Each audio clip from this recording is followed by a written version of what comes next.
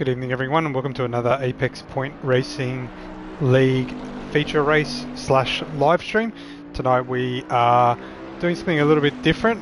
We've done this a couple of seasons ago where we tapped into the Assetto Corsa Competizione drivers and their series on a Thursday night here at Apex Point Racing League and done a bit of a spectate on their race. And for tonight's race we are live at Imola for round 7 of the 7th season, say that 7 times fast, of the ACC GT3 Series, and we've got a mix of our development series and pro series drivers in this race tonight, so you'll see two different categories on track at the same time, sort of in like, you know, more of a traditional format of GT3 endurance style racing. And yeah, should be a good one. Great track, a lot of competitive and fast drivers across both categories, so should be a great watch. Thanks for tuning in, and make sure you leave a like on the way in. Joining me in the comms box tonight, we actually got a guest who partakes regularly in the ACC GT3 series, but decided to pull up a chair next to me in the comms box tonight and help me get through this one. We have Isaac here.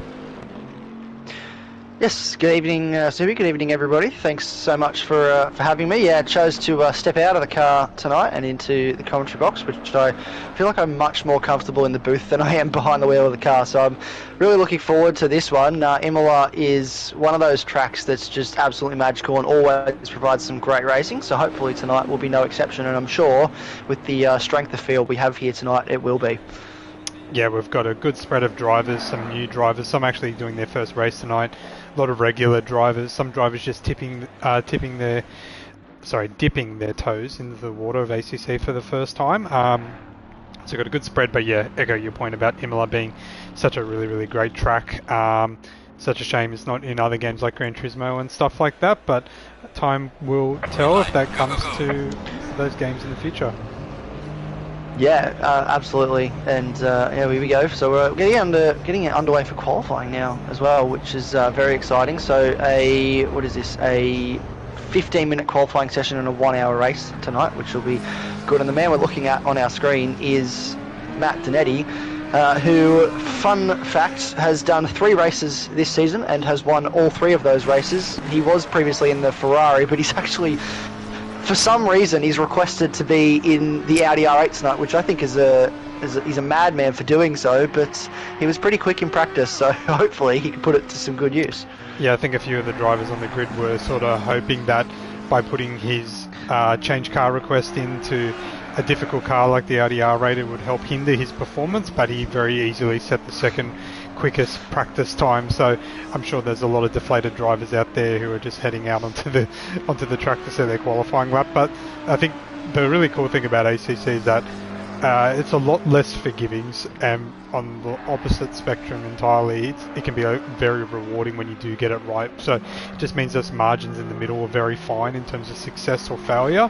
So it'll just be interesting to see how he goes in the Audi tonight. From personal experience, have run the Audi on this track in particular, and this is a track where you can get a lot of time out of being really aggressive on those curbs, kind of like he's doing now, but he's being a little bit more cautious here, I would say, because the Audi does not like the curbs. So it'll be interesting to see how many people get caught out by that later tonight.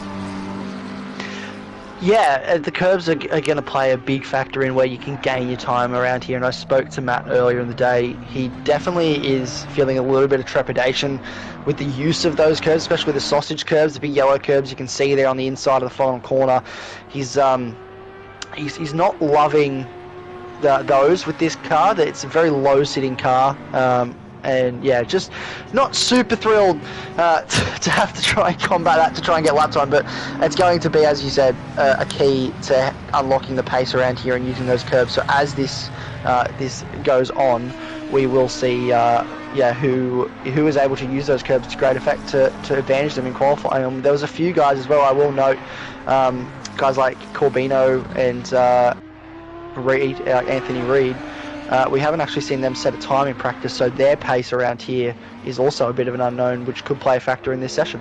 Yep, and Anthony's one of the drivers that usually just gets stronger the longer the race goes on, which will play into his favour over the course of an hour race. And speaking of that, just a quick bit of housekeeping in terms of what we have to work with tonight for our race settings. So we're at Imola, 15-minute qualifying, as Isaac had mentioned earlier.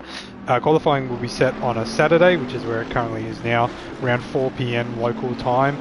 Track temperature, ambient-wise, was set to 25 degrees, but right now it's sitting about 29 degrees with a track temp at 37 degrees Celsius, which is perfect temperatures for nice warm tyres, but could very easily head into overheating territory for tyres. So drivers will have to be careful for that in qualifying. And then as we move into the race after qualifying, that'll be set as a Sunday, 2 p.m. start time locally. Again, another hour race, ambient temperature 25 degrees Celsius. In terms of strategy tonight, there are some mandatory requirements that the drivers need to serve. So the pit window opens for 45 minutes. So that means 7.5 minutes into the race, the pit window will open, because it's open for the 45 minutes in the middle of the race, and the only mandatory component of your pit stop is a tyre change. So refueling is optional, tyre change is mandatory. So I imagine the play here would be, because the tyre change takes often longer than refueling itself, it would be to have a pit strategy set up where you're running, roughly 50% fuel for the first stint, 50% fuel for the second stint, so you keep your car nice and light and aggressive.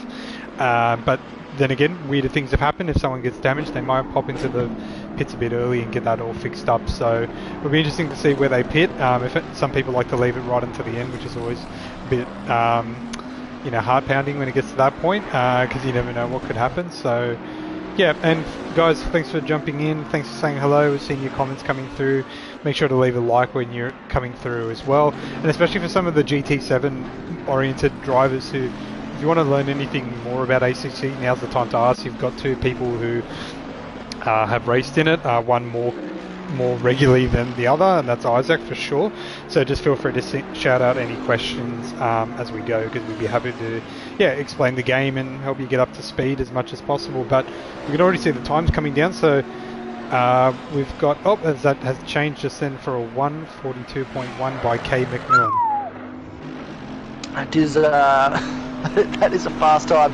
I was watching him through that lap, and this Mustang that he has is very aggressive on the curbs, and it can be just because of the way this car is built. So he's actually able to use those sausage curbs to great effect, rather than have to avoid them like a lot of the other cars like the Ferrari, the Lamborghini and the Audi have to. So there is an advantage that I find for him using this car. He is a development series driver as well, which I think is interesting to note. He's got that little silver Pro-Am class next to his name on his race number there. So the silver denotes the development series drivers, and the white denotes the pro, or the I think it's just pro series drivers. Pro series, yeah. He is a development series driver. Maybe undersold his skills a little bit to get into that category, but I guess time will tell. He's quick over one lap. We'll have to see what he can do over a race. Yeah, that's true. It's a completely different ball game when it comes to running it for 60 minutes consistently without errors. And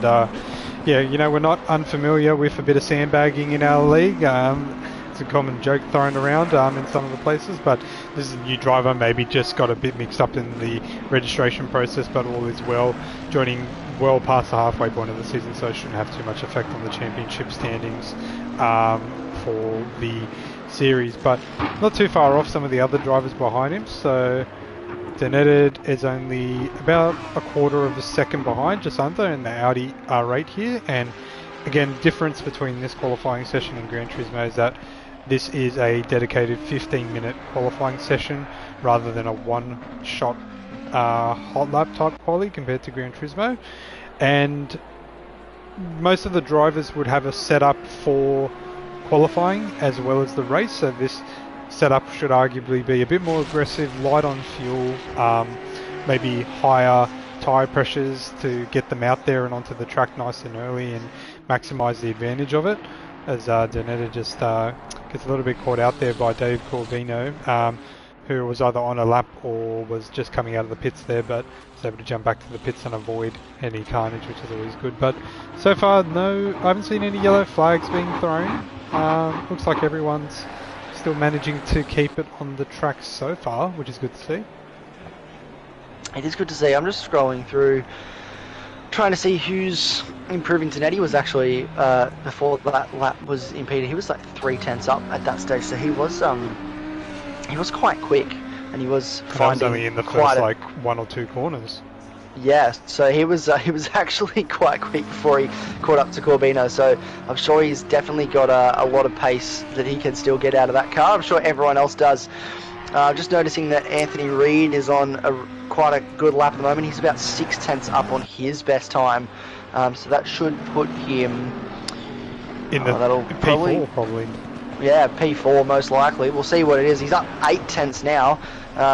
As he comes into the final sequence of corners. Oh no! Oh, and he's lost it at the final corner. Oh no! Commentator's curse. We've given him the commentator's curse indeed, and very sorry, Anthony. Please, please don't kick me out of the commentary box, Anthony. I'm sorry.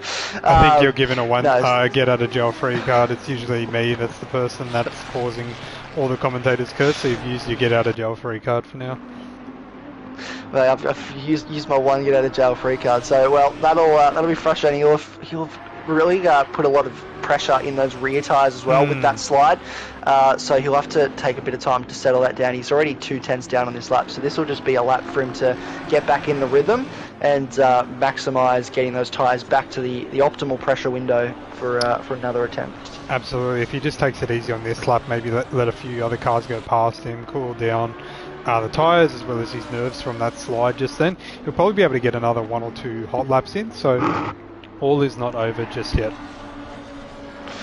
No, it's not. It's not over yet. Although he seems to be pushing this lap, he's found out 2/10 still. He's not up on his time just yet, but he is pushing. So he does know that there is time to find, and he does want to find it. But I don't know if this is necessarily the lap to do it. But I'm just having a look again up and down the field who's improving. Matt Zanetti's just starting his flying lap again, so he's going to start trying to improve. McMillan's also on a lap trying to improve. So there's a few of those top guys pushing hard at the moment to try and find just as much time as they possibly can out of this track and out of these cars. Yep. Honourable mention to N Hughes as well, car number 180 in the Aston Martin, hanging out there in the top 5, just in 4th position there, but the actual gap between P1 and P4, 1.4 seconds, which is a huge gap, but still best of the rest in terms of the non-alien drivers hanging on there. I reckon Anthony could slip in between him and Manuel eventually, but yeah, honourable mention to him. And as we move a little bit further down the field onto K Reid as well, who's our current development series winner from last season, sort of sitting about in the right spot for where his pace is and where his experience is as a driver. There's too many reads in this lobby. They've actually got 3, funnily enough, and only 2 of them are related. But K Reid sitting in the right spot, and I know from experience that his pace is actually consistency and just overall strength in the race. So while he may be a bit of a sleeping giant in qualifying, in the race itself I can imagine he will wake up and just pump out consistent laps that'll put him in a really good position at the end of the race. Yeah, and that's been his strength all season. If you have a look at his results, I'll get them up here. Where is he? He's at a 4th, a 5th, a 4th, a 6th, a 4th, and then a 3rd at Silverstone in the wet. So he's just been there or thereabouts in that top 5, just consistently putting in the results, which has really netted him a strong position. He's 3rd in the championship at the moment, and only 21 points off Hudson Manuel, who's in the lead of the championship. So this is what consistency can do. We talk about all the time in this game that it's the key to unlocking just really good results on this game. You can be fast over one lap, you can be one of the fastest guys on the game, but if you're not consistent, you're not able to drive the car in a way that is just looking after those tyres and maximising every lap without sort of ruining those tyres you have, which are so easy to do, then you will find yourself in a strong position. That's exactly what he does week in, week out. He's also on a strong lap here. He's up about 6/10 at the moment, so he is flying on this lap, and this will net him probably 3 or 4 positions, I would say. He'll look to be up in the top 4 from here. Yeah, just looking back at that, as it just runs a little bit wide there. One of the second last corners, I believe. That's the Invatsa last couple of corners there. We'll see. We'll follow on board with him to see where he gets to as he crosses the line here. Hoping to see a 1 second off. Maybe invalid. Oh no, he did jump 1.4 off the lead, so he's in P5. He only found 3 tenths. He lost about 5 tenths in that that final, well, the last 2 corners. So he lost a bit of time there. He went deep on the brakes, but he still did improve. Plenty of time to carry on there. He's actually positioned himself right alongside Dave Corbino in P4 in the Ferrari, who's actually the Pro Series winner from last season. So Dave Corbino's in probably about the right spot for where he would expect to be, just outside that top 3. But again, his pace in the race is usually quite strong. He pulls over to let someone else through on a hot lap there as he prepares for what should be his final hot lap.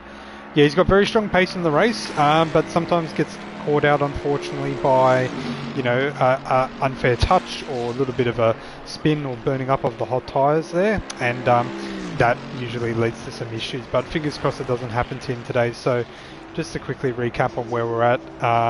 Actually, I won't even do that because we've got about a minute left of qualifying, so we can do a full recap at the end there. But all the drivers should be coming through to start their final lap, if not on their final laps now.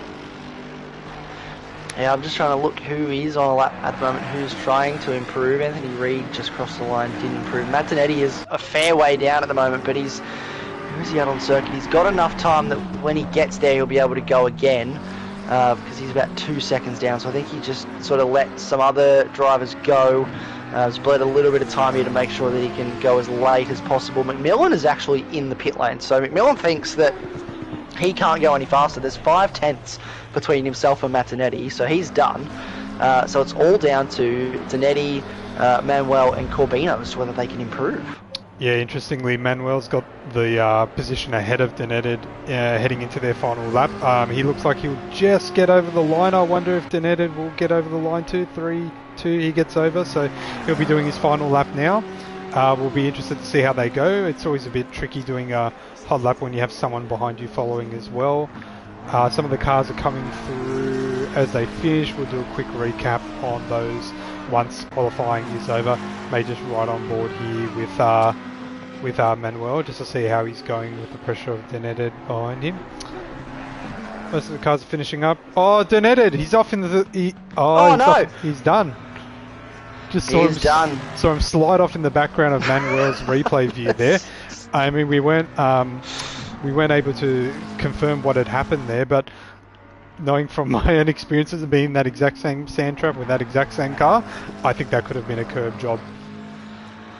Definitely in that car, it definitely most likely was a curb job. I'm sure I'll find out from him yet at some point what happened. I'm sure he'll put a message in a group chat or something to let us know. But yeah, he looks like just a nice cinematic shot of him backwards going into the gravel trap in the background. I will say though, Manuel, he is improving. He's about 2 tenths up. May not be enough to jump Martinetti, but it is going to be close. He'll have to find another tenth or two in these final couple corners. Heavy on the brakes into the second to last corner now. That's actually a nice line through there. So this will yield him a little bit of time, and it does. He's up to 3 tenths up now.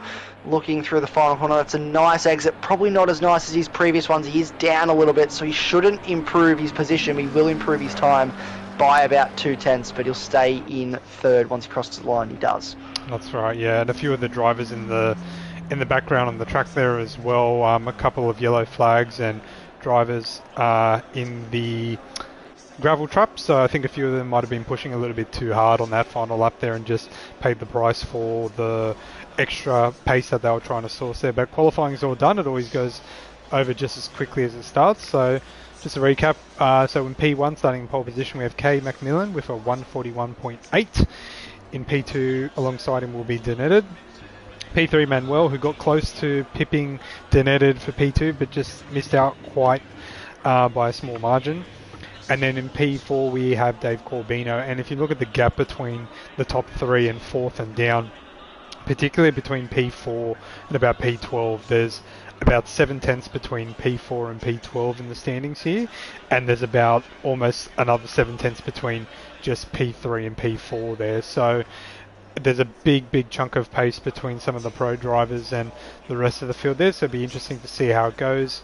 as mentioned, Dave Corbino P4, Dylan Funk P5, K Reed P6, M Vibes P7, Anthony in P8, Ben Sayers in P9, Neil Hughes P10. Then we have Nicholson, Sargent, Bourne, Garcia, Palazzolo, Balak, another Reed, and Lawford rounding out the grid along with Viljoen, by the looks of it, who's driving the Porsche. Interested to see there's no BMWs actually. I just realised there's no one brave enough to take the M4 out for a spin tonight. That is an interesting point. That you're completely right. There is no BMWs. A car that typically is favoured on this game, even when there is balance of power, because it's typically a strong car under balance of power. There is no BMW except for yourself, Stoopy. You are sitting in the BMW, which I drove to the track and parked it in the spectator's parking spot. My M4 GT3.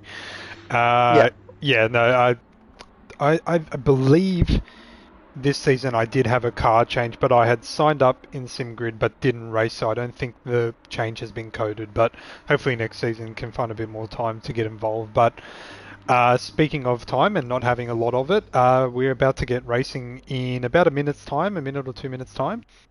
Thanks for the commentary, guys, or comments. Really do appreciate it. Hope you guys are enjoying, and for those that are in the race and commenting now, thanks, but make sure you put your setups on your car and press drive so you don't start in the drive-through. So the race start for ACC is a little bit different to Gran Turismo. It's a controlled rolling grid start by the driver itself.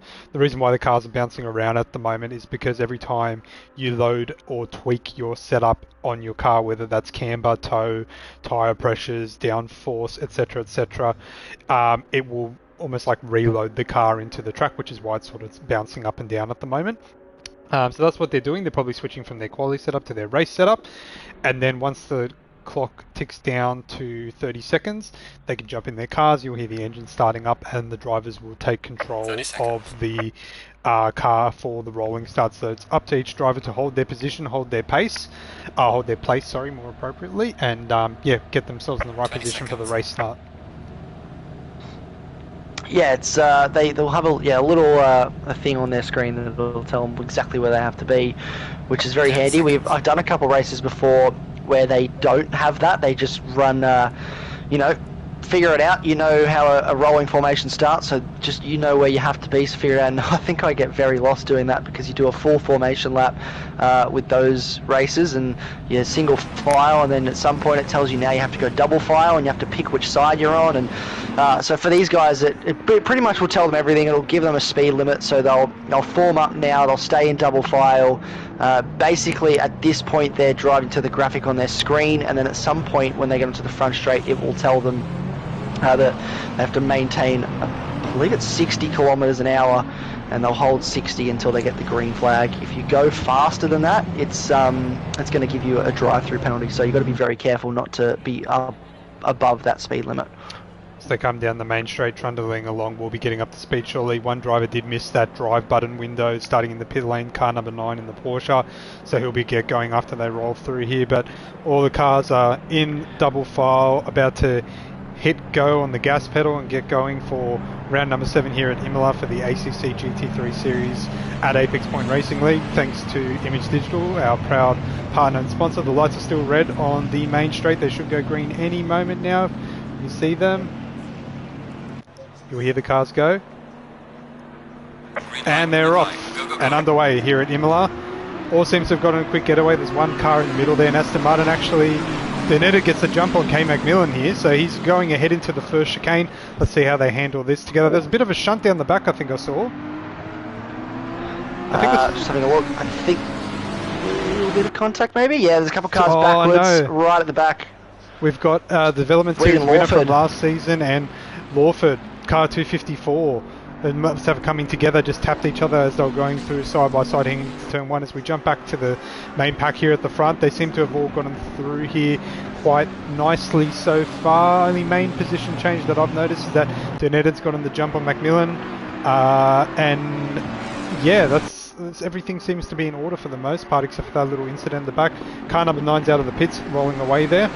So he's got a fair bit of ground to pull up as the lead car's in into Aqua Minerale for the first time. I love these set of corners. It's absolutely awesome set of corners, these ones. See how they handle this as they go on through. Everything seems to be okay so far. Macmillan's looking fast in the Mustang. He is. He's looking very fast in the Mustang, but Zanetti, he got the better jump off the line. So Zanetti was awake and ready to go. I don't know if McMillan was quite prepared for the start of that race. I don't know if he was quite on the procedure, but Matt Zanetti got off to a brilliant start and a little bit of a look there from McMillan into the second last corner. So he is showing the nose, he's showing the intent early. He wants to get back into the lead of the race. The Mustang is quick around here. Matt has said that. He's conceded that this is the fastest car around this circuit. The Audi is definitely not the fastest car around this circuit, so he said any amount of time I can spend in the lead just trying to defend that position will be key, but this is probably going to be relatively simple for McMillan to walk past. He has a little look into turn 1, but he's not deep enough up the inside that time to get anything done, and great racing between these two so far. The Mustang is very slippy in a straight line, and has really good top speed, and this is one of the tracks with a very long start-finish straight, so I imagine he'll be able to gain a little bit of a position there. There's actually car 64's off in the background. Who's dropping there? Vibesy in the Lamborghini Huracan. It was actually closely alongside Anthony Reid there. I'm not sure if that was just user error or whether there was a bit of contact there, but it looks like Lawford's got him through, so already trying to gain positions there. Palazzolo's actually off. There's a bit of a coming together at the Villeneuve chicane. There's a few cars off here actually, but they've now formed their own little battle pack, so those guys better get familiar and compete with one another for the next 40-50 minutes or so, because they've inadvertently created their own little battle pack. But it just goes to show, even if you have an incident on lap 1, turn 1 in this series, it can go a long way. If you just keep your head down and keep pushing. I imagine a few of these drivers actually might end up a little bit higher up the pecking order if they manage to hold on and keep their nose clean for the rest of the race. Yeah, and that's that consistency that we spoke about earlier. It's just about finding a rhythm, getting into it, looking after these tyres, and you can just find so much time. Just even if you feel like you're on your own, you're not really near anybody, as we see a battle still going on here at the front. This is going to go on for quite some time, I feel, and they've got a train of cars behind them. Manuel is also trying to buy into this party. Corbino not too far off the back either, and I think very soon Mazzanetti is going to have a little bit of a train forming behind, and so all aboard the Audi train, because he's not really being caught in a straight line, but he's not struggling through those corners, not being able to use the curbs. Yep, I feel like it's an Audi cork in the bottle at the moment, and if I were any of the cars behind the Audi or the pink Mustang, I would just be biding my time. But Durnett actually gets a bit aggressive over the bumps, unsettles the car, he has to slow down a bit. Macmillan was too close, so he had to slow down as well. Macmillan's positioning his car on the outside line here. But yeah, if I was either Manuel or Corbino here, I'd just be biding my time. But then again, you only have so much time to bide when you've got cars behind you, like Kay Reid, Anthony Reid, all the Reids back behind them, getting ready to pounce as well. So I imagine there could be a bit of an incident coming up here, not between drivers, but even just user error going over curbs, and someone will gain a position or two from it. So, but yeah, it is looking very racy up the front here. Yeah, looking very racy indeed. We're only 5 minutes into this race, and already we're starting to see the effects of the cork in the bottle that is the Audi R8. And Mazzanetti, he's won 3 races from the 3 that he's entered so far this season, but has yet to race the Audi. This is his first time in the Audi. Everything else has been done in the Ferrari, so this is new territory for him. Manuel, though, is under pressure from Corbino. Has a look to the outside, does Corbino. That's very deep under brakes, and it's actually cost him there. Carried too much speed into the corner, and he's gone wide, and as a result, he will lose a couple more positions there. By the looks of it, drops behind Kevin Reid. So Anthony was definitely looking to take advantage of that opportunity there. Got a bit excited on the throttle there and went sliding out of the last turn, kind of like he did in qualifying there, and then lost a bit of that momentum. He's actually got him under pressure from Nicholson behind him in the Aston Martin, but I think he's done enough to stay ahead there. So, yep. Oh, we've actually lost Durnett. He's off. He's off. Oh, Durnett! No. He's gone. He's in the gravel trap. What has happened? I'd say it has to be the curbs. Yeah, I think maybe the pressure just got in. I don't know, but Yeah, the car is stuck. I can't hear it running. He's back into he's been towed to the pit, so he's going to be in there for quite some time, and that's effectively a race win done for Note him. McMillan is 6th as well. Well, yeah, Note McMillan is down to 6th. So something must have happened between those two. Manuel now leads, so something's happened, I would suggest, between Donetti and McMillan for that to occur. But that does not seem great. I'm going to see if I can get a bit of a replay going to get a bit of insight into what actually happened there. Yeah, that'll be great. And well. I plead the fifth as a commentator. I said an incident, which therefore implies that no one specifically is responsible. So no commentators curse here. This is all just happening live in the race, and it's really exciting to see. Sorry, I just watched they went side by side into turn 1, and it was just sort of, they both sort of ran out of room. There was nowhere for either of them to go, and ended up with Donetti in the gravel trap on the exit of the corner, and it was off the circuit for McMillan. So that's probably going to be something the stewards have to look at. I won't make comment on who was at fault there. It looked like a very hard piece of racing between the two of them, but not an incident that you love to see when fighting for a race win. And what did we mention earlier in the race about the consistency of K. Reid during the race? Not necessarily the strongest in quali, but the consistency coming through. He's in P2 at the moment. This is a former Development Series driver, now in the Pro Series of the ACC GT3 Series at Apex Point Racing League, kicking it with the big dogs. As another car goes off there, Nicholson actually is getting in the way there and trying to stay clear of the Mustang. It's all happening. Anthony's trying to hold on to, keep him on the edge of the outside there as they head into the chicane. Side by side is never well here. That's a bit of contact. The Lambo's off. That was never going to end well. Someone was going to have to give there, and unfortunately Anthony was the one that came out short-changed there, but can argue that was a little bit unfairly jostled. But again, that's what the stewards' job is for, not for the commentators. That's right, that's what the stewards are for, and it looks like Hughes and Sayers are going at it as well. So there's battles happening left, right and centre at the moment, Stippy, as these guys, the gloves are well and truly off at the moment, and I think there will be a little bit of difficulty with McMillan. He's at a 286 ping, so the servers on ACC are typically very stable, but with that higher ping there is a little bit of rubber banding that does take place, so it's hard sometimes, especially when a lot of cars are together, to know exactly where that car is. So that may have made it a little bit more challenging, but I think it was a great job from everyone there not to have any more cars sort of end up backwards and facing the wrong way and with heaps of damage. So we'll push on, but as you mentioned, Kevin Reid is now down to 3rd, so he's lost a spot to Corbino, but just consistency for this guy. Podium last time out at Silverstone, currently sitting in a podium position, so he's doing a brilliant job at the moment. Yeah, and I think if he holds on to that position and just keeps things consistent, he could rely on maybe McMillan being a little bit hot under the collar, jumping down from P2 now to P4, having a bit of damage on his car, so still a long race to go. And a big pack behind him forming, but yeah, Dave Corbino getting the move done there on him and dropping into P2, so he's holding on to there in the Ferrari. Manuel is streaking ahead there. He can now activate time trial mode from here on out, hopefully, and just focus on setting really fast lap times. He's got the fastest lap of the race so far. So just to quickly recap everyone, we got Manuel in P1, Corbino P2, K. Reid in P3, McMillan in P4, so he started P2 and was jostling for first for a little while. Nicholson's moved a little bit up the field in P5. Anthony in P6. Neil Hughes, or M Sports for those who know him from Gran Turismo, currently in P7. Ben Sayers in P8. Defunk in P9. Bourne in P10. Garcia P11. That can't be right actually because the timing hasn't adjusted. I think it's Joe Van Dam or Jay Ballack in P10, and Sargent, who's currently leading the Development Series leaderboard for this current GT3 Series in ACC. He's sitting in P12, so he's currently sitting 4th out of the Development Series driver, or 3rd if you exclude McMillan, because McMillan's new and probably been misaligned in terms of where he should be racing, but sitting in P3 shouldn't be too bad for his championship standings. Palazzolo, or Flux for those that know him, P14, he's got a fair bit of damage on that AMG, so probably will lose a bit of time in the pits there. Vibesy in 15th, Lawford 16th.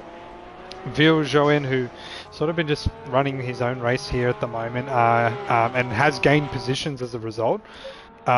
looks like he's gained 2 positions as we've lost Donetted, it seems, and we've lost M. Reed, so a couple of drivers just throwing in the white flag there and calling it a day. Yeah, we are a couple of drivers down. I think Martinelli, there was a lot of damage on that car, so probably wasn't worth... I don't know if he would have been able to get those laps back that he would have gone down by the time that damage was repaired. So disappointing to see him have to retire from this race, but they made the decision to pack the car up and send them home. And this is McMillan, back up into 3rd place now. So he is on a charge to try and come back through this field. He does have a lot of pace around here, as we learned. He was about a half a second quicker than anybody else in qualifying. That was Donetti, who's now retired from this race. So the next quickest car after that, I think, was about 6/10, which is the man leading the way. So there is plenty of time with 48 minutes left for him to come back in this race. But it'll be a question of, can he just have the consistency to do so?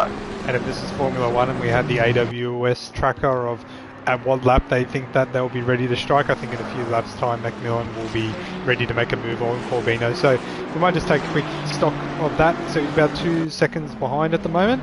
See how he fares in a couple of laps time. But behind them actually, K. Reed seems to be feeling the pressure of these overtakes. Runs a little bit wide on the second last corner there. Nicholson says, thank you very much, I'll take that, and just heads straight on through. But now he's going to be a threat from K. Reed, who will be in his slipstream. So K. Reed, consistent, but maybe just feeling a little bit of the pressure here. Yeah, I think there's probably a little bit of pressure for him for sure. Nicholson and McMillan and even Anthony Reid behind, these are very fast guys, very seasoned operators, as you mentioned.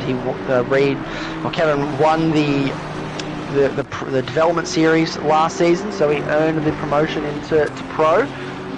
So that's why he's racing at this level, and he definitely has earned it. He's worked really hard to improve his pace, improve his times, and he's just soaking up as much knowledge as he can. I see him in the voice chats all the time, talking to guys after the race, before the race, and just trying to understand as much as he can, which is really good to see, because that's how you get faster at this game, is just talking to people who are fast and learning what they do and how they do it and the processes they use. And he's put that to great effect, so I'm sure he'll be feeling a little bit of pressure, but he'll also know that he's confident in the setup he's got on this car, he's confident in his strategy, and he can get a good result of this if he just keeps his head down. Exactly right, and we'll do a quick check again at this time last lap. We were checking in on McMillan, and he was about 2 seconds down on P2 and Dave Corbino. That's already within a second now, so he is catching him at a rate of minutes at the moment. He is catching him very quickly, and I don't think it's going to be too long before we see a move on here. And that Mustang, it's just an incredibly quick car, isn't it? No matter how much weight you put in that thing, it just seems to be able to fly in a straight line, especially. And at this circuit, as a couple people have mentioned in the chat, it just eats the curbs, and that's just the nature of this thing. Is built like a bit like a V8 supercar in the way it can attack the curbs. It's robust American engineering, whereas the others are like Italian and German, and they're very, very fragile, very dainty, don't want to go anywhere near the curbs, and this thing, it just eats it for breakfast. Yep, definitely a car that's got that sort of macho-esque look to it, and so, actually not a bad look. As Dave Corbino just runs a bit wide on the gravel there, this might actually give McMillan the opportunity he's looking for. Move around the outside here, it can work, but it is a bit challenging, doesn't get it done. Might have to slot him behind here, heading into Aqua Minerale. No, he's got a bit of a run, but he's going to be on the outside for the next turn. Corbino might just let him slide on through here, and he does that. Yes, that's very smart there from Corbino, just to let him go. Knows that probably battling with McMillan isn't going to be productive to his race. He's got Nicholson behind, who's setting some quite fast times at the moment. He is on a charge in that Aston Martin, so he's flying up to the back of Corbino, and he knows that that's where the battle is going to be for him at this stage of the race. I would suggest, as we see Reed going at it as well in the background, so these guys are getting the gloves off at the moment. It's all happening up and down the field. It's a family affair here. It is a family affair, you're right. I was just thinking that it is a family affair, this one, and hopefully there's no bad blood in the family by the time we come out the other side of this battle. Might have to check in with that a little bit later. Nicholson, Corbino, McMillan, they all seem to be looking after their own races here. So again, we'll do a quick stock. So McMillan's actually got the fastest lap of the race, so he's looking to pull the gap down. He already has done by 0.5 of a second here, so making big inroads here. Anthony's hanging on to the back of K. Reed. Sayers and Hughes here are actually really close together. They've been together for a little while now, not in a marital sense, but just on the track itself. So they are looking to form their own little battle pack, and then behind them another battle pack between D-Funk and C-Born, so they've formed a little group as well. Joe Van Dam is in own racing himself. Car slides through the first chicane of the lap. He's definitely pushing to get himself away from Sargent, who's the lead driver in the development series standings at the moment. Garcia's had a little bit of an off a few laps ago. We missed that on the live stream, so he's dropped down a little bit, but it's just gone to show that how much of an impact it can have, because Reese, or Flux for those that know him in Gran Turismo, is following him a lap down behind him, but that little green indicator next to his name means that he has done his mandatory stop, so he's taken the opportunity to jump into the pit window nice and early, get his damage repaired, maybe pick up some fuel and some tyres, and we'll go to the end. So he's thinking long term here, so we'll be interested to see where he ends up at the end of the race. But jumping back to the front, Macmillan's within a second of P1. He is. He, again, has been absolutely flying. It's the fastest lap of the race. So I'm just having a look at the laps he's done. In the last, he's done a 42.3, 42.7 and a 42.8 to catch up to the back of Manuel in the last few laps, whereas Manuel has done a 43.5, 43.7, a 43.6 and just at a 43.9. So he's about a second a lap slower than McMillan at the moment. So I don't know if that's strategic, if he's saving fuel or saving tyres, but it just seems that McMillan has the higher pace at the moment. Yep, forget what we said about activate time trial mode. It's now activate defense mode to try and hold on to this position. So maybe Corbino's idea to let Macmillan through to fight Manuel could pay dividends for him, because if they have a little bit of a coming together, he could definitely benefit from that here. So we'll wait and see how that goes. But then again, Corbino's got his own battles to worry about. He's got Nicholson within half a second of him, so he will need to be very mindful of that. Props to K. Reed though, still keeping Anthony behind him. Yeah, they're forming battle packs of 2 at the moment. Might just hang on board here with Macmillan as they go through Aqua Minerale. Nicely done. He's right up the back end of him there. It's going to be really close. This is going to be a close piece of race between these two. We'll have to see. Oh no, we have to quickly jump back. Anthony Reed's off. I saw number 4 with a yellow flag sign. He's got damage to the front of his car as well. He's going to have dropped down. Yeah, P10 there. So he was running in P6. Must have had an off. The Lamborghini is very, very unforgiving. Did we miss it? We missed at the front. Corbino Manuel. McMillan has tagged the back of Manuel in the braking zone in the second last corner, and as a result, that meant that Manuel was off the circuit and has, McMillan now goes through to the lead. Nicholson moves to second. Manuel will have to sit third. But yeah, that was a big moment. So I apologise for just screaming out of nowhere. But I was watching that battle just in case something happened. And we might try and pull it up on the replay off. to see if we can actually get an idea of what happened there. Sorry for the flicking through, everyone. So we might just skip ahead here just to have a little look at what happened between Macmillan and Manuel. So we were following them at Aqua Minerale. That's where we left them. And as we saw Anthony go off the track here. So let's have a look here. So we've got Macmillan in P2, Manuel in P1. So we're getting quite close here. Looks like Manuel went a little bit defensive. No, he didn't. He goes for a late move, tags him. Oh dear, and then what happened to Corbino? Just unfortunately was in the way as he came through. So bit of a late braking move there from Macmillan, which spun Manuel around, unfortunately. And yeah, now we are back to the live stream. So really unfortunate. And again, this is why we're commentators and not stewards.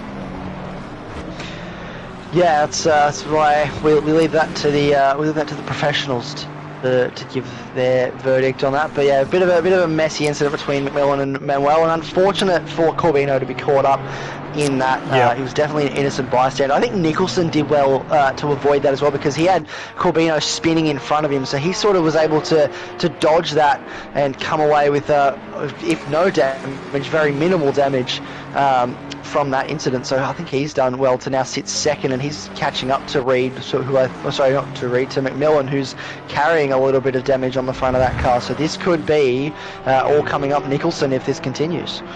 Yeah, and I think, just the mindset of Nicholson in particular should be thinking, well, let the rule book, let the stewards do their job. If it does lead to an outcome that could benefit him, he wants to be as close as he can to Macmillan to make sure that he maximises any position changes here. So it'll be interesting to see how that fares out after the race. But yeah, looking at Manuel's car at the moment, it is absolutely battered, and I think that was, like you were saying, Isaac, just Manuel being an innocent bystander after being spun around, tagged there on the rear, and Corbino coming around the corner. That's the normal racing line to run it wide out onto that curb, and that's where Manuel was, and unfortunately they just came into contact with one another. But Mr. Consistency, I guess, has benefited from this. K. Reed in P4 at the moment. Yeah, well, that's what we said. That's all you have to do, is just be consistent, stay out of trouble. That's exactly what he's done. He was P5 at one stage, but he's now back to P4, position 4, and Sayers as well is up to P6, and he's right behind Corbino. So this is for a lot of these drivers, it's actually going quite well, and the consistency that they're showing and just staying out of incidents is actually working in their favour. Yep, and I think they're going to definitely gain a bit more time in the pit stops as well, because the damage does need to be repaired, and it's not as quick as Gran Turismo. It definitely takes a longer amount of time depending on the severity. So I feel like the drivers such as Manuel and Corbino, who sort of have front to end impacts, and you can just see it there visibly on the car of Corbino, those will take a fair bit of time to get repaired, whereas the likes of K. McMillan, who's got a couple of battle scars in the front, will take a little bit less time, but then again, time might be added after the race when the stewards have a look. Yeah, and that's the question as well, isn't it? Does anything come of a steward's inquiry after the race? Will there be a steward's inquiry?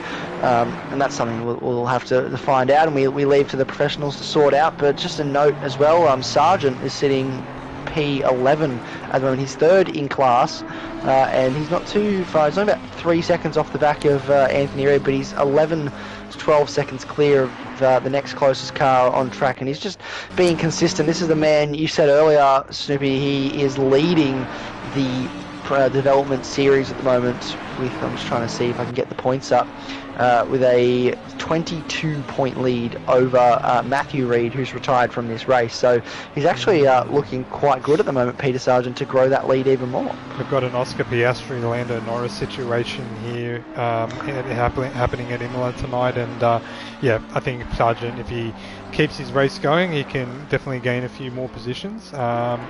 Be interesting to see where that all pans out at the end of the race today. Anthony just ahead of him here, just seems to be in a race of his own. It looks like he's got a fair amount of damage there for his car, so be interested to see if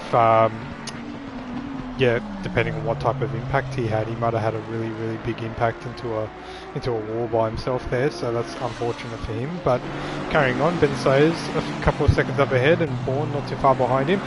Neil Hughes is actually right on the back of the funk here coming down the main straight. We'll see if he's able to size up and move. I'm not sure how good that Aston Martin is, but he is very close. I wouldn't be surprised if he puts his car alongside it as he does now. Funk goes defensive, protecting the inside line into turn 1 and 2. We'll have to see how this goes, and maybe Bourne could get a sniff here. Oh, they manage it quite nicely. Very nicely done. No contact there. No, but it's opened the door for Bourne now. Yeah, that's exactly right. So he's going to have a little bit of a look here as they run down towards turn 4, I believe this is.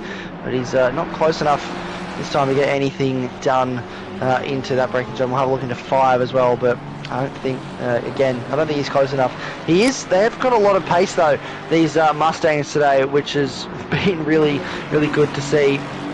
So Sayers has lost quite a few spots.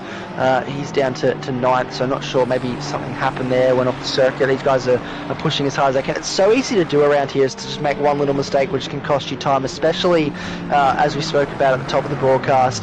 using the curbs, and especially those sausage curbs, they can bite. There's a little bit of steering correction there from Hughes on exit. He's had a little bit of oversteer, maybe a little bit of grip loss, and had to make a steering correction, which cost him time.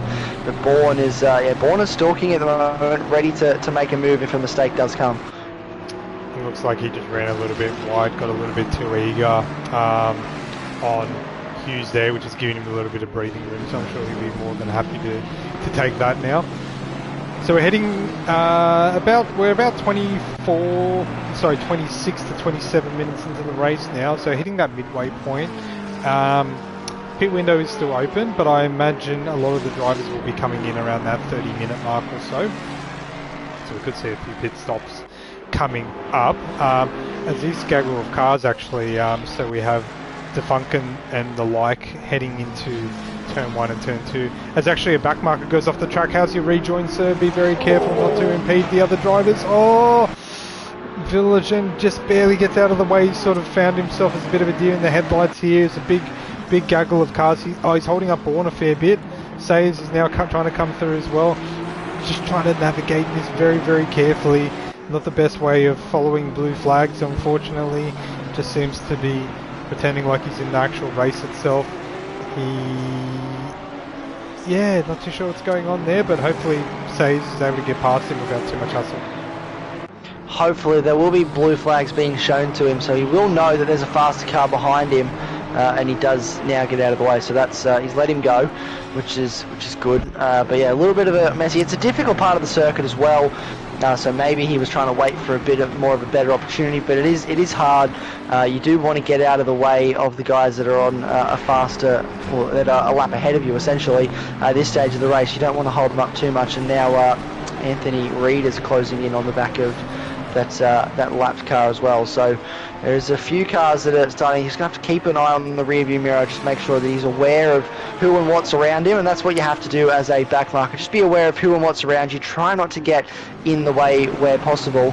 And yeah, hopefully that can do. Kevin Reed's just come into the pit lane, so he's now going in for his first stop. Corbino's also in, and Manuel's also in. So 3, 4, 5 and 6 are in for their first stop, so we're starting to see that on the halfway mark people start to come in.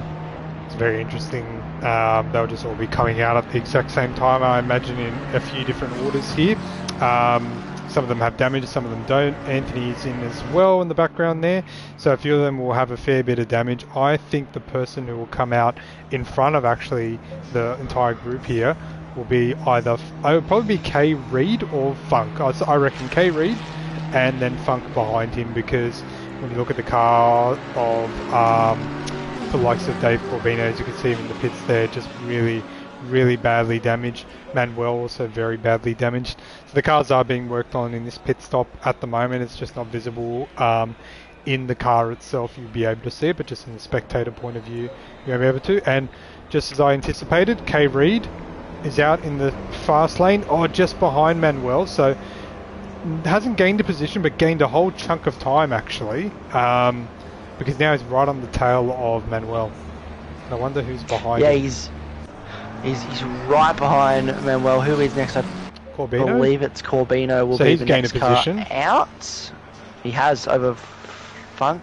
Is that position No, change? I don't think so. I think you're right. I think that was just they're both back in the same position there.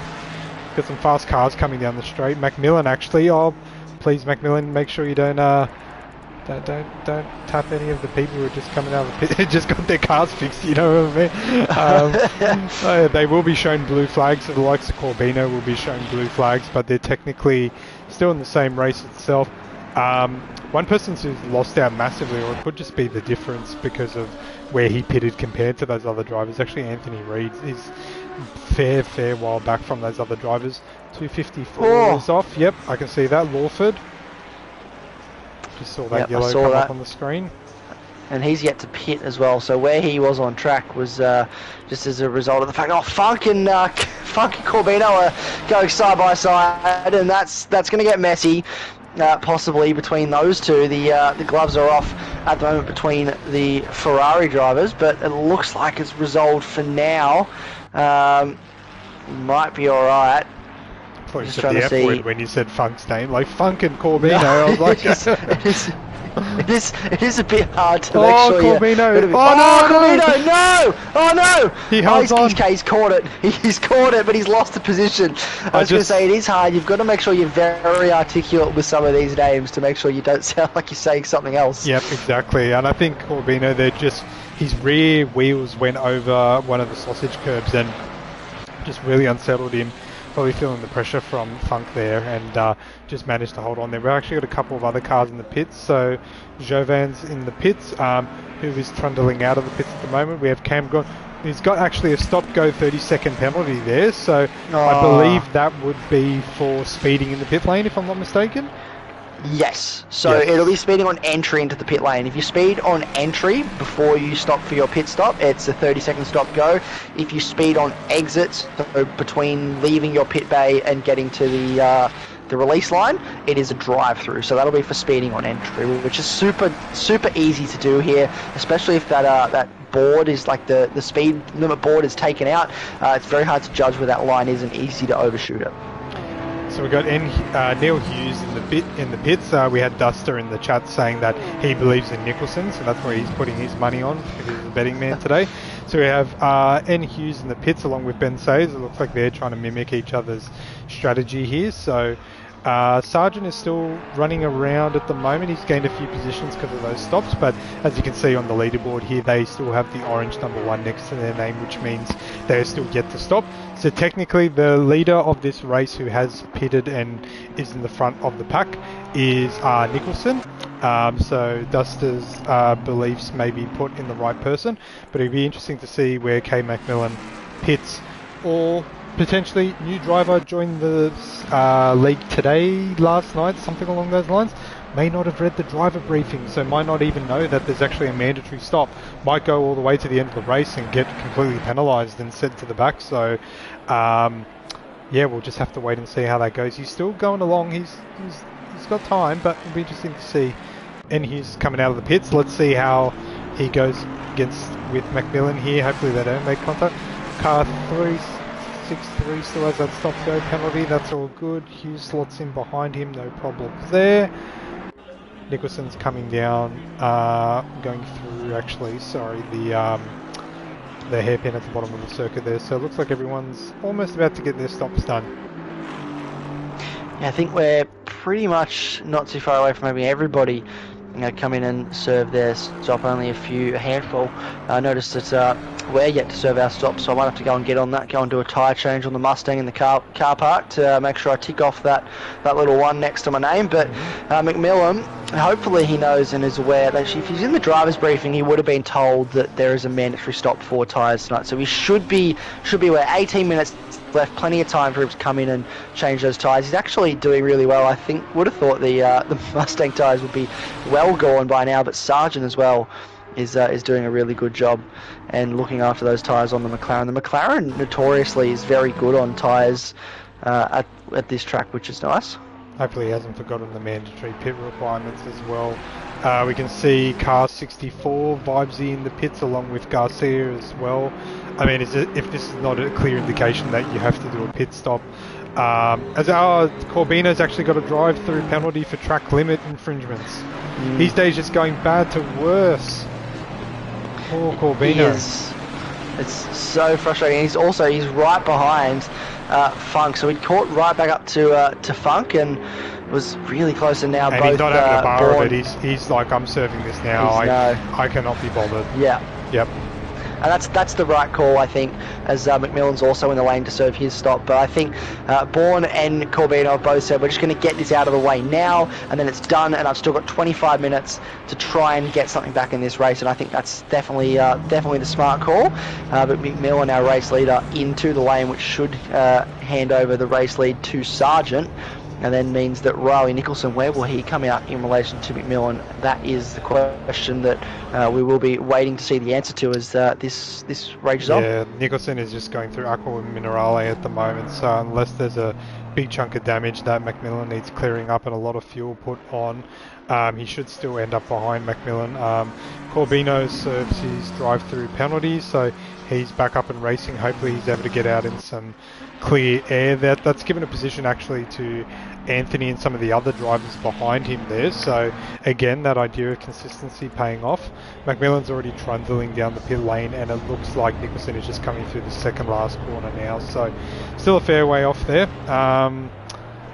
but anything could happen.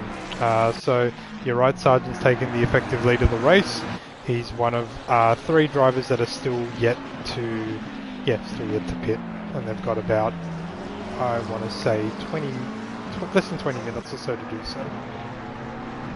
Yeah, they've got about 16 minutes left in this race to serve that pit stop, and they've only got 2 drivers. We've got the Porsche driver in the number 9 car, and we've got Sargent as well yet to come in, which is not a lot of drivers. Everyone's sort of got their stops out of the way. Reed, though, he's closed up to the back of Manuel. I don't know whether that's something that was. I think they came out of the pits right near each other, really and close they to each other. hasn't really let Manuel get away. So he's kept pace with him, which has been good to see. Only about 6/10 between them. And you know what I think has happened here? Happens. I don't think Manuel's actually repaired his damage. So he's going to be having some aero effects there. Yeah, that's probably why. No discredit to K. Reed's pace and overall abilities here whatsoever, but the fact that he's keeping the pressure on him consistently is, there's a fair bit of damage on his car. He chose not to repair it.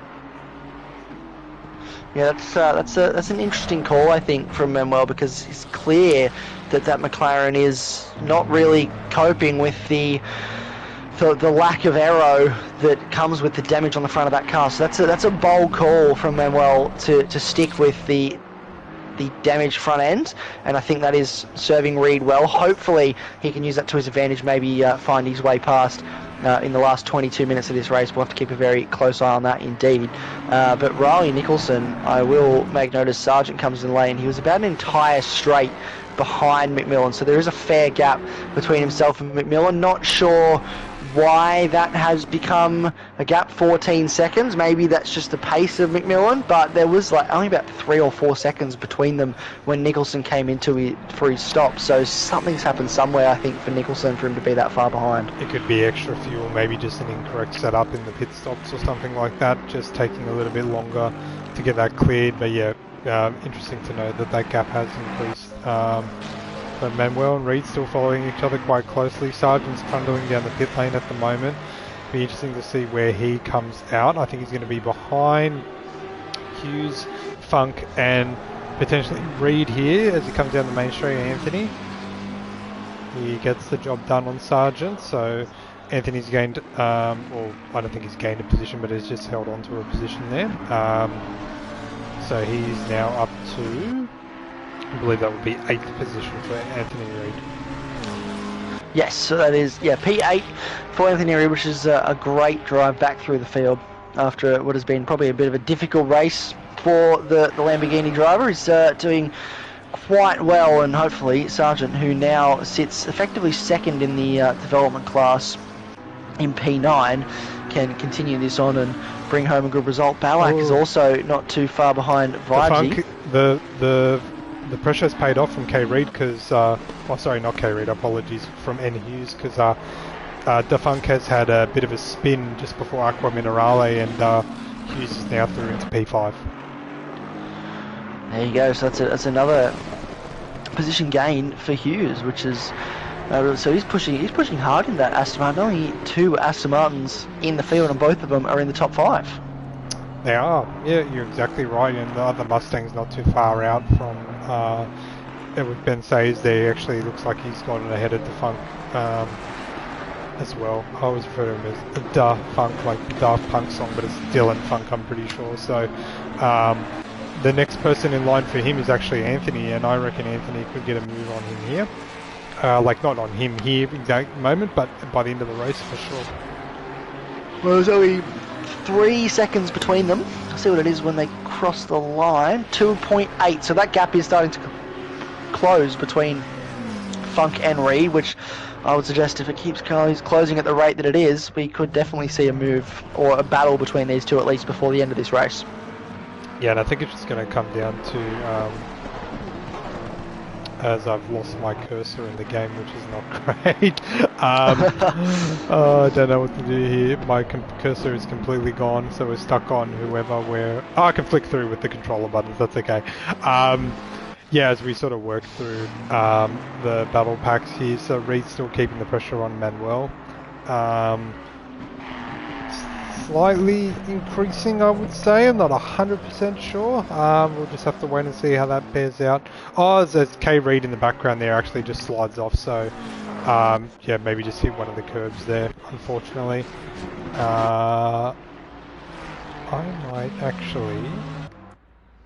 Can I fix that by doing this?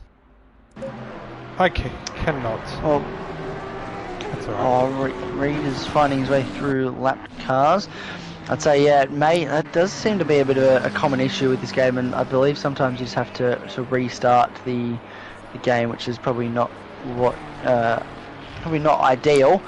But yeah, I think it is a bit of a common issue in an ACC, unfortunately, that sometimes it just takes the cursor away at the most inconvenient times. I know I've had a couple of times where I go to try and get in the car and it takes the cursor away. Yes, I think a few of us had experience in that in an off-season enduro, and it was just really quite painful. We just caught Garcia, the end of Garcia in the sand trap at the second chicane there, and a lot of damage to his car, so he's had a big off in a big way, and has unfortunately already served his stop, so you can either choose to carry on or get that pit and get that fixed, but we'll just have to wait and see.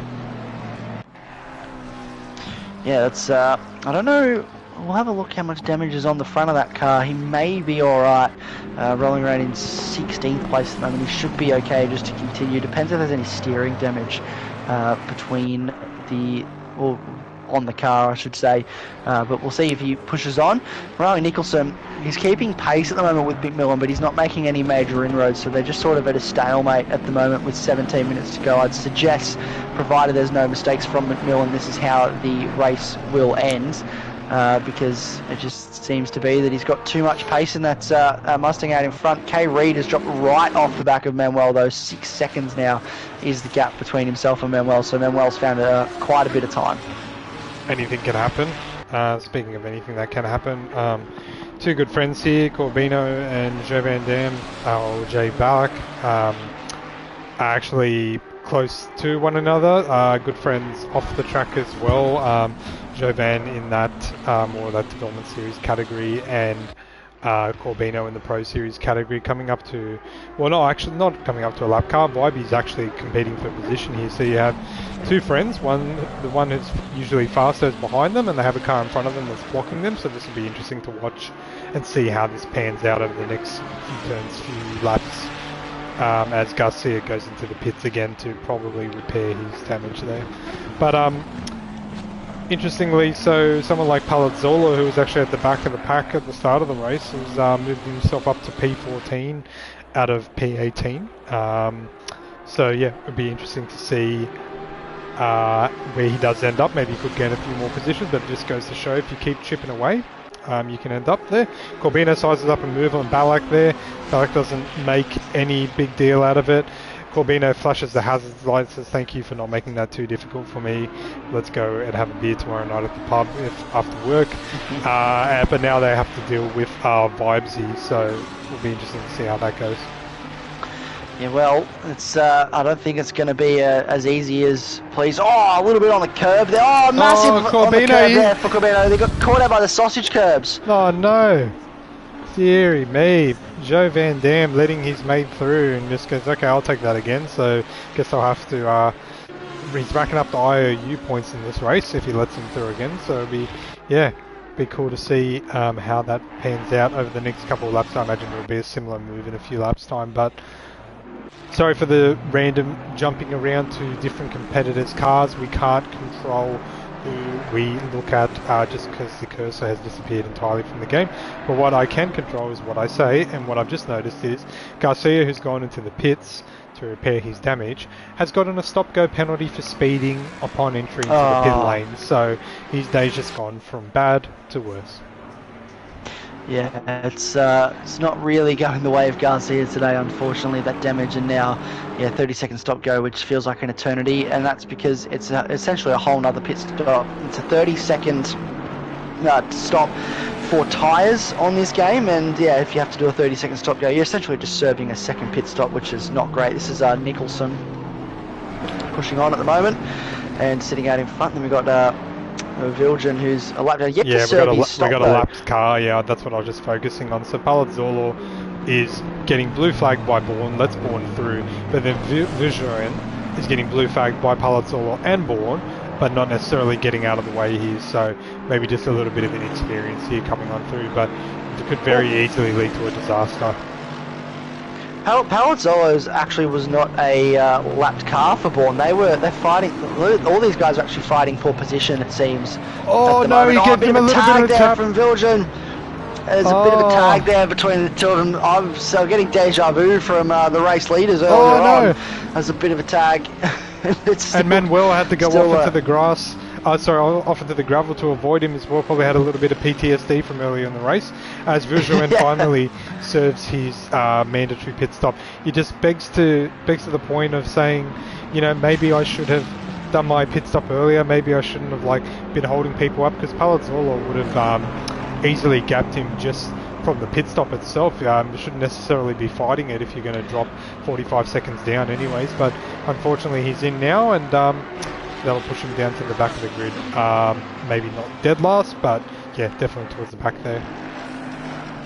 Yeah, it's definitely going to push him down the order a little bit more, which is disappointing. I'm just noticing Anthony Reid is starting to close in more on Dylan Funk, so that gap is less than a second and a half now. We've got 12 minutes to go in this race, and it is it's closed right in between these two for 7th place. And I get the feeling with 12 minutes to go, we'll definitely get the move done on Defunk.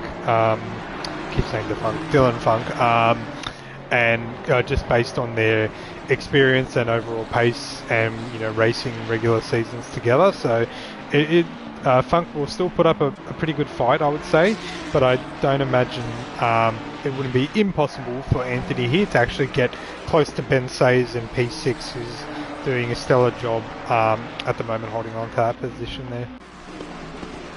He's doing a really good job holding on to 6th position. It's been a really consistent race. Same for Kevin Reid. He's in P4. Hughes is in P5. So these sort of 4, 5, 6, these guys have had relatively quiet seasons. The best result for Sayers before this, I'm just going to get my little points table back up that gave me where everyone sort of sits. The best result for Sayers before this was a 4th. He got 6th in round 5 at Hungaroring. So this would be again one of his best results of the season. For Hughes, if I can find him on our leaderboard, his best result so far is Balak 7th. Oh, he's in the wall. Coming up and out of Aqua Minerale. Very weird spot to actually lose the rear end of the car. Maybe just went a bit too aggressive coming up the hill, got a bit bumpy and lost the rear of the car and just ended up in the wall there. So that's let Corbino through past him pretty easily. But yeah, now he's going to drop way up the back there and potentially into the graphs of the car behind him. Yeah, he might come under pressure from Bourne, who I think is still a fair way off though, so there's a fair gap between Balak and Bourne at the moment, so that's fair gap. I think the car behind him is actually the race leader, so he'll just be lapped quite soon. Nicholson looking to get past the back marker here. He's been causing a little bit of a roadblock for some of their drivers. Nicholson just biding his time, making sure he doesn't get caught out by it here, so should be able to get that done pretty easily. Have to see how he does that in a few laps time. Manuel behind him. Garcia's got a freshly cleaned and painted McLaren after fixing his damage there. Sargent in P9 doing a very good job of actually currently sitting P2 from a development series driver's perspective, as you can tell between the dark grey and the white coloured numbers next to the drivers' names there.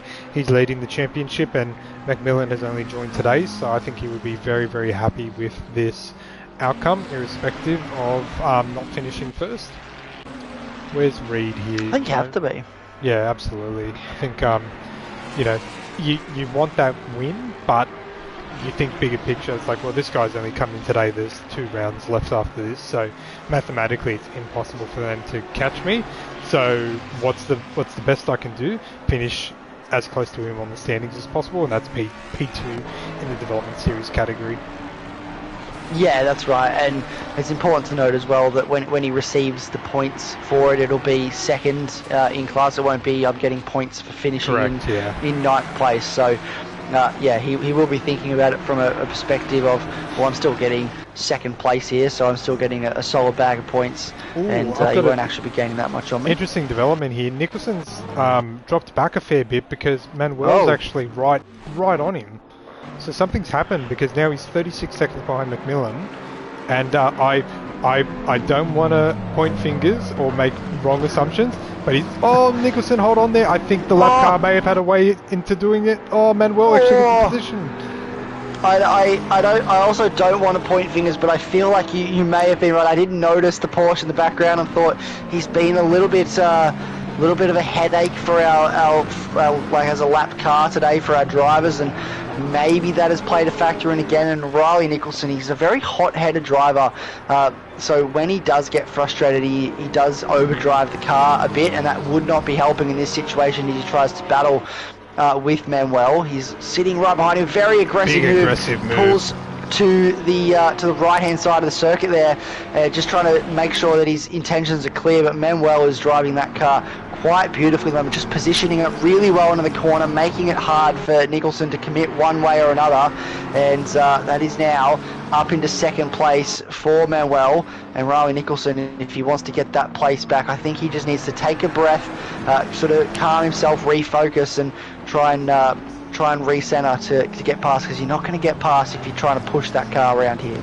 Yeah, he can easily overdrive the car, which completely nullifies the advantage he has of a nice clean car versus a car that's been a little bit damaged. Nicholson might not know that because you know, it's a bit hard to tell when you're driving in your car looking at other people's cars to see the scratches and stuff. But he's dropped off a fair bit there, so might be trying to cool his jets, or maybe he's just overdone the tyres a little bit. So it will be interesting to see what his move is next. However, K. Reid is actually not too far away either, but however, he's got that pesky little Porsche in the way, so we'll have to wait and see how that goes. But might jump to Anthony Reid here. He's got right up to the back of Dylan Funk, and we're heading into about the last 7 minutes of the race here, so probably about 4/5 laps to go, maybe more so 4 than 5, and the amount of opportunities are definitely shrinking. So I feel like a few of the drivers here that are very close together are going to be making some pretty brave overtakes or defends in the last 5 to 6 minutes. Now this is currently the closest battle that we have on circuit at the moment. So Reid, who has pushed really hard, he's fought really hard to get back into this position. He won't want to let this one go too easily, and he will put up a good assault. But Funk, he'll put up a good defence as well. So this is going to be an interesting battle to see here between both of these drivers, very seasoned operators in this league.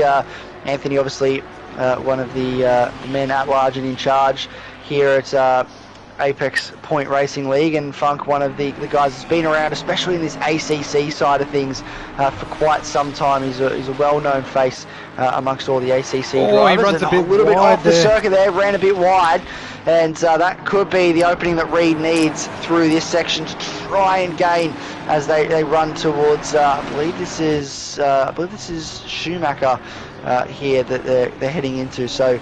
This is going to be a very close battle for the next 5 minutes. I may have to move to the edge of my seat.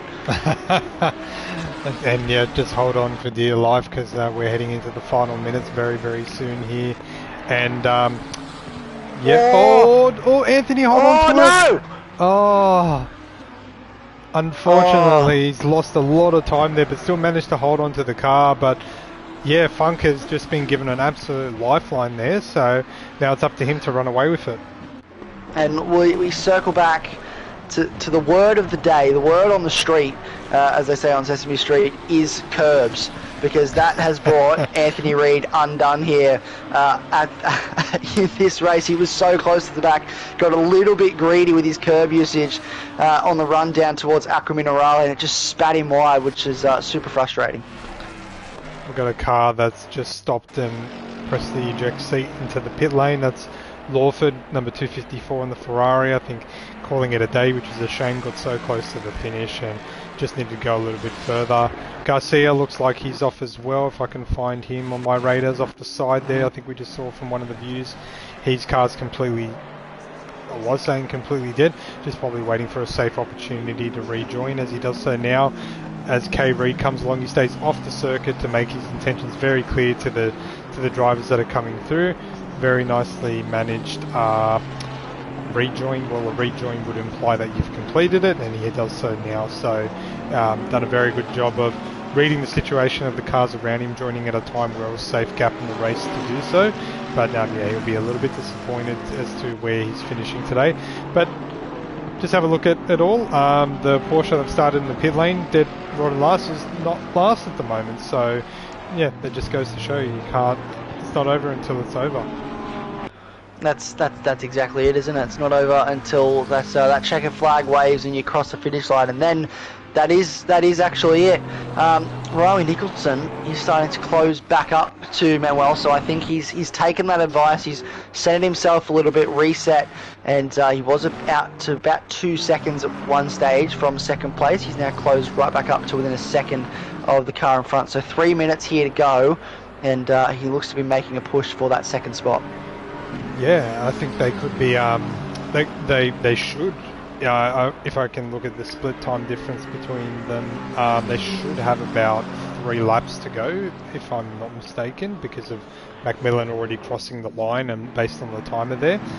So three laps of opportunities to give it a go. It's already under a second now, so this could be where we follow it to the finish here. So it'll be interesting to see how the dust settles after this one. He's already put it down to 0.6 of a second. Yeah, he's on a charge at the moment. He is flying. He's pushing. We've got about 2 minutes and 24 seconds to go. So, and our race leader is coming into the second to last corner now. So we should get 2 more after this lap. So there's a couple more opportunities for Rowan Nicholson to make a move. He just has to be patient here. He doesn't want to rush this.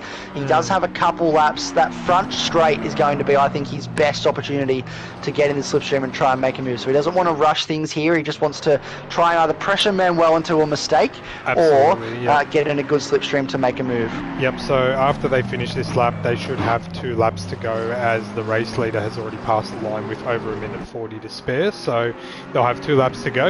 And this is a very tricky track to overtake on, especially when the effects of slipstream and downforce and stuff like that are so consistent across the board.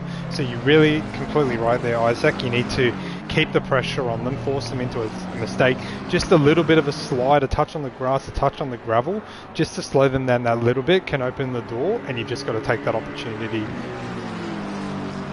Yeah, absolutely. That is the opportunity that you need to take, and if you don't take those opportunities, then you will miss out. But here we go, Riley Nicholson and Manuel side by side into Bottas the run towards turn 1. Yeah, Bottas v Russell, they're deep on the brakes, a little bit of a touch between them, but they've done really well to keep it clean. The switchback from Manuel looks to the outside. Riley Nicholson now, defensive line, and it looks like he is ahead, and Manuel settles in behind. That was a brilliant piece of racing between both of those drivers, super clean. I think they did maybe touch a little bit at one stage, but everyone's still pointing in the right direction, and no one had any major issues out of that, so that's a great piece of racing between those two. My jaw was completely dropped that whole time, and there would be many inappropriate things that could have been put in there during that time. That was just way too much action for one part of the race there. Absolutely spot on, almost Verstappen-esque around that first chicane there, but then Manuel, as he slides off a little bit in the background there, runs a little bit wide. I can't actually jump to him because I'd call everyone a seizure if I do so, but yeah, just holds on to it. Switchback was on, and a little bit of touching, but nothing untoward. I feel like that's just, you know, fair, hard racing. And yeah, Nicholson arguably getting the position he works so hard for and probably deserves with the efforts that he's put in today. Yeah, he definitely deserves that P2, and I think that piece of racing exemplifies why he does, but why both of these guys deserve to be on the podium. It's been a wonderful effort from Nicholson to come through the field. He didn't have the qualifying result that he would have wanted. He was, in fact, let me confirm, P11 in qualifying. So he's gone from 11th on the grid all the way up to 2nd, which is a huge drive. He was on for a 42.4 in qualifying before he made a mistake and had to abort the lap time. But yeah, I think to come back through from 11th, be up to 2nd, and just put on an amazing show into that first sector as well with Manuel is a cherry on top of the cake. And now we're on the final lap. We're almost at the end of the race, and McMillan, he's just disappeared in the distance, hasn't he? Yep, absolutely. Yeah, if I can find Macmillan, who's coming through just through the chicane after Aqua Minerale. Looks like his car's got a few more battle scars on it, so I wonder if he's had a little bit of an incident, but it doesn't matter either way because he's pretty much so far ahead of the rest of the pack that it's pretty much a done deal for Macmillan there. So Macmillan coming through the last quarter there on debut at Apex Point Racing League. A provisional victory, not without contention, I would say. Probably a couple of things to look at here and there, but coming across the line to finish P1 provisionally. Finish the race there as the checkered flag is shown. I really wish I could go in order of the drivers, but this is perfect. I actually wanted to jump on very quickly with K. Reid and Hughes, who are very close together, battling for P4 and P5 respectively. K. Reid's got a little bit of that gap ahead of him. Hughes will really want to try and maximise as many opportunities as he can here, but I feel like he's just a little bit too far back to get the move done here. Hopefully there won't be anything too crazy in there, knowing him as a respectful driver that he is. He'll just do what he can behind him. He actually gets a really good run coming out of the last turn, but I think K. Reid will actually be able to hold on to that one there, and yeah, it looks like K. Reid will come across the line to take P4 very closely, 0.186 or even closer potentially. No, 0.186. Yes, that's a very close finish. So Macmillan P1 provisionally, congratulations. Nicholson, awesome drive, P2 there, so he missed you crossing the line. Manuel, who's parked his car in the gravel trap and teleported to the pits, has had enough there. We have K. Reid in 4th, Neil Hughes in 5th, Ben Sayers, excellent drive there, made in P6. Dylan Funk has held on to P7 ahead of Anthony after that little spin that Anthony had there. Then we've got P. Sargent, who again finishes in 2nd position of the development series drivers as a whole. Corbino got really hard done by a couple of unfortunate incidences there, and yeah, just really unlucky, let's just say, and you know, with truck limit penalty as well, finishing P10. Vibesy 11th, Bourne 12th, Palazzolo 13th. Epic driver, considering at the start of the race he had a bit of an incident as well with some other drivers. Garcia 14th, Villagen 15th, and I think the standings might be a little bit skew at the moment because some of the drivers have actually already left. But yes, that's a wrap for the race today. Not without drama, not without action, that's for sure. It's always a great circuit and a great simulator to race in. But there's the standings there on the left-hand side of the screen as we see Macmillan doing some victory burnouts down the back straight just before the second last chicane there. That went fast. It did go quite quickly, which is nice. It's always nice when, you know, it's goes quickly, because if it's a slow race and you feel like it's dragging out, then you sort of run out of things to talk about. But I think there was plenty of action up and down that race for us to keep us busy and keep us talking. And I think for Nicholson and Manuel, especially for Nicholson though, starting 11th coming through to 2nd was an amazing effort, and for Manuel after that incident with McMillan and then Corbino to come through and finish on the podium as well is a beautiful drive.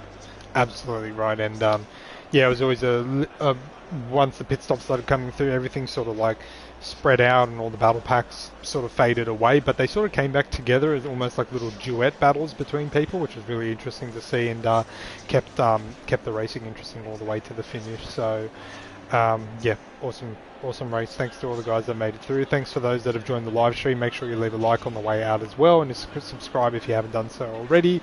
Really appreciate you guys dropping in on a weeknight to join our live stream as always, and special thanks as well for Isaac joining us in the comms box tonight. Thank you, sir. No worries. Thank you for having me. It's been an absolute pleasure. Thanks for everyone that was tuning in and watching along. It was a great night of racing. So definitely some headaches for the stewards to look through after this one. But I'm glad that's not my job, and I just get to go and enjoy my evening. But no, thank you very much for having me. It's been an absolute pleasure. No problems. Luckily for you, that is my daytime job. So nighttime job is commentating, daytime job is stewarding. So I might be writing up a few reports tomorrow morning, but we'll see what comes after the dust settles. But that's future Snoopy's problem. But thanks again, everyone. Thanks again for tuning in. Thanks for supporting Apex Point Racing League. Special shout out to Image Digital, as always, the partner that supports us here at Apex Point Racing League. And until the next feature race, probably in a couple of weeks' time, as we wrap up the season in 2 weeks' time. Yep, enjoy the rest of your evening, enjoy your racing, and have a good one. See you later.